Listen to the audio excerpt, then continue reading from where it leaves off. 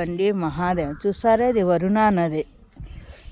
వరుణా నది అంతా రామేశ్వరం అనమాట. ఈ వరుణా నది దాటిన తర్వాతే అసంఖ్యాత శివలింగేశ్వరు వస్తుంది. అసంఖ్యాత శివలింగేశ్వరుడు చూసారు, మంచి విపరీతంగా ఉంది. చాలా చలి కూడా ఉంది. రాత్రి కొంచెం పడుకోవడం కష్టమైంది, చలి అనిపించింది. వరుణా నదిలో ఒక రోజు స్నానం చేసడం కూడా చలి అనిపించింది, కానీ పర్వాలేదు. విశ్వనాథుల ఆశీర్వాదంతో అంతా చక్కగా అయింది. ఇది వరుణా నది అనమాట. చూసారా, వరుణా నది. ఇది వరుణా నది, ఇది రామేశ్వరం. ఇది బ్రిడ్జ్ దాటుతున్నాను. బ్రిడ్జ్ దాటిన తర్వాత అసంఖ్యాత శివలింగేశ్వరం వస్తుంది. అసంఖ్యాత అంటే మీకు తెలుసు కదా, లెక్కలేకపోయినంత శివలింగాలు చేసినంత పుణ్యం.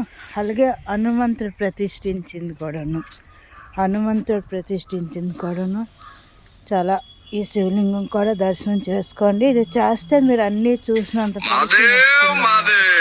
చూసారా మంచు ఎలా ఉంది, చూడండి ఒకసారి మంచు. ఇదే అసంఖ్యాత శివలింగేశ్వరుడు.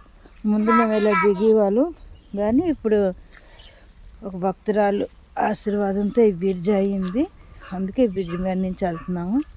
చూడండి, అసంఖ్యాత శివలింగేశ్వర్. చూసారా మంచు అలాగున్నది. విపరీతంగా మనసుకు అనిపించట్లేదు. మంచు వర్షం పడుతున్నట్టుగా ఉన్నది. చూసారా, అసంఖ్యాత శివలింగేశ్వరుడు.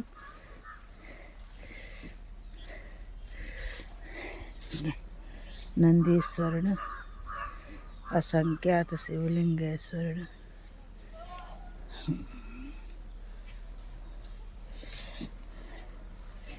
మందిరం. మహాదేవ తండ్రి. చూడండి వరుణా నది ఎలాగుంది. ఇప్పుడు అటుపక్క రామేశ్వరం, ఇటు పక్కన అసంఖ్యాత శివలింగేశ్వరం. ఇది కూడా మీకు చాలాసార్లు వీడియోలో పెట్టాను, కానీ ఇప్పుడు కొత్త వాళ్ళు కూడా చాలామంది చూస్తారని పెడుతున్నాను. అసంఖ్యాత శివలింగేశ్వరుడు. అసంఖ్యాత శివలింగం. చూడండి మంచి అలాగుంది. అసంఖ్యాత శివలింగేశ్వరుడు.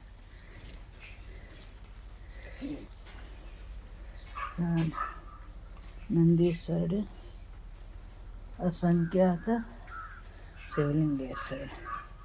ఇక్కడ ఆంజనేయుడు కూడా ఉన్నారు. మెయిన్ శివలింగం మటుగా అసంఖ్యాత శివలింగేశ్వరుడు. దర్శనం చేసుకోండి అందరూ. నాతో పాటు మీ అందరూ కూడా దర్శనం చేసుకోండి. మహాదేవ్ అండి, మహాదేవ్.